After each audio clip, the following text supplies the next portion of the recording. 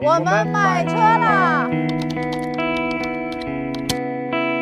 想找车真的不容易，已经找了线上线下找了快1个月了，没找到，没大家看看。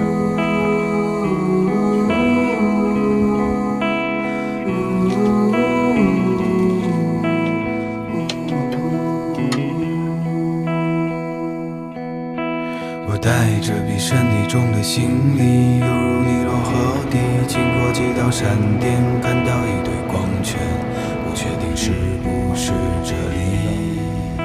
办完过户手续了，我看到几个人站在一起，他们拿着剪刀摘走我的行李，擦拭我的脑袋，没有机会返回去。变了，不怎么样。直到我听见一个声音，我确定是你，可你怎记得我？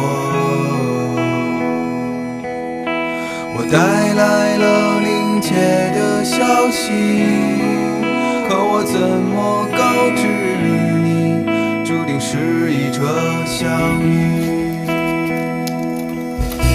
我记得这里是片树林，后面有个山坡，山坡上的枣树，每当秋天到来，我们把枣装满口袋。